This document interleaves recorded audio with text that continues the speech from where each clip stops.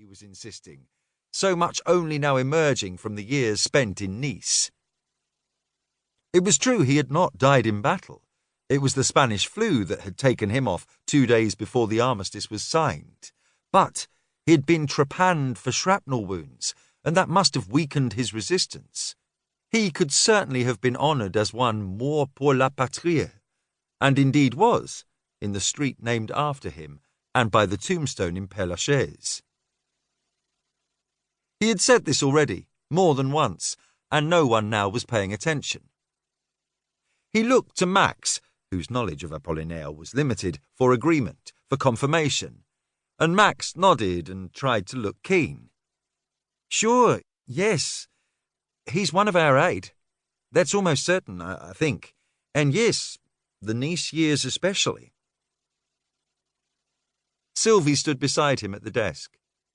There was some rechecking of the bill being done, a small correction to be made. There was a spider's web, low down, almost out of sight, where a cleaner would easily miss it. With the tip of his biro, Max touched it. Instantly, the insect began to spin in fast circles, violently shaking its web. He said, "I always wonder what they're doing when they do that." "Panic?" Sylvie said. "Yes, but what's going on exactly?" "Hiding the money," she suggested. He laughed. "A raid, do you think?" "Monsieur?" The card was returned with a modest flourish and polite thanks, not excessive, because this was, after all, Le Procope, and who owed most thanks, the famous location or its customer? They walked down the stairs together, Sylvie and Max. As they pushed out through the doors into that huge, raucous crush of people filling the street like a swollen river from one bank to the other, she grabbed his hand. Or had he taken hers, so they would not be swept away from one another on the current? They fought their way out of the Rue de l'Ancienne Comédie and across the boulevard.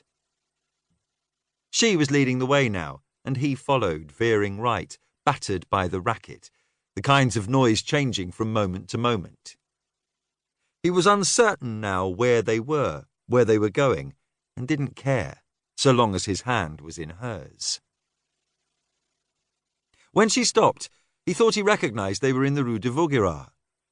People still swirled around them, and they were buffeted this way and that. "It's like the end of Les Enfants du Paradis," he said, but she didn't hear. "The movie!" he shouted. She pointed to her ears and shook her head. "Come," she said, pulling him with the left hand that was still holding his wrist, and with the other punching a number code in at the door from the street. Inside, when the door was shut on the wild out-there world, she said, "Have you got a moment? Come up. I couldn't hear a word." He would not have suggested this himself, but was glad of it. It removed a barrier. While they waited for the lift, "Les Enfants du Paradis," he repeated. "That's what I was shouting at you. Classic French movie. Ends with Jean-Louis Barrault losing the woman he loves in a crowd.